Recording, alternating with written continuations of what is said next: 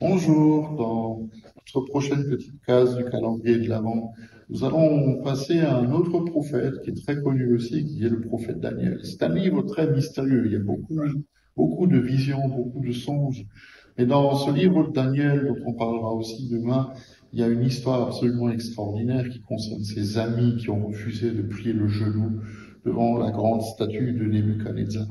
Et puis, comme ils ont refusé d'obéir à l'ordre du roi, ils ont été jetés dans une fournaise ardente.